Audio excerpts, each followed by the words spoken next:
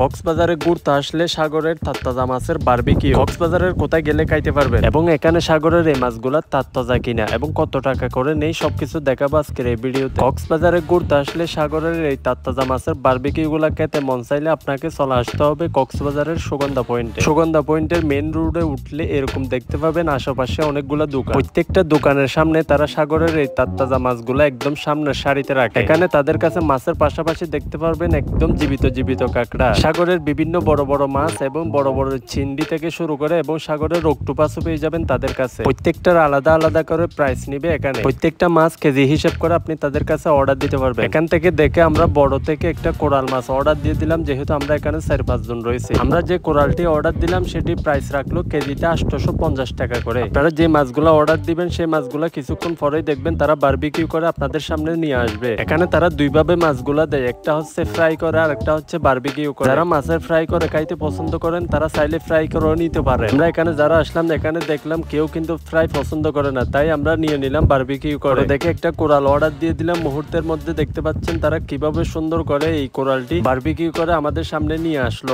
শুধু তো এমনিতে আর মাছ খাওয়া যায় না, তাই আমরা মাছের বারবিকিউ দিয়ে খাওয়ার জন্য অর্ডার দিয়ে দিলাম কয়েকটা পরোটা। তবে কক্সবাজারে এসে যদি আপনি একটু চালাক না হন তাহলে কিন্তু মাছ খাইতে গেলে আপনি বিশাল বড় একটা ধোঁকা খাবেন। আপনি যদি একদম দেখে তাজা একটি মাছ অর্ডার দিয়ে বসে তাই মাছটি সুন্দর করে আপনাদের সামনে থেকে কিচেন রুমে নিয়ে যাবে, কিন্তু আপনি যে তাজা মাছটি অর্ডার দিয়েছেন সেই মাছটি এক পাশে ফেলে রেখে তারা ফ্রিজ থেকে বের করে 1931 সালের একটি মাছ খাওয়াই দিবে আপনার, যার কারণে মাছের পাশাপাশি আপনি চলে যাবেন তাদের সাথে কিচেন রুমে। যদি এভাবে করেন, একটু চালাকি করেন, তাহলে আপনি কক্সবাজারে এসে সমুদ্রের তাজা মাছের একটা ফিল নিতে পারবেন। যদি এখান থেকে আপনি সঠিক তাজা মাছটি বারবিকিউ করে খাইতে পারেন তাহলে স্বাদটি অসাধারণ হবে। ভিডিও এটুকু, টাটা, গুড বাই, আল্লাহ হাফেজ।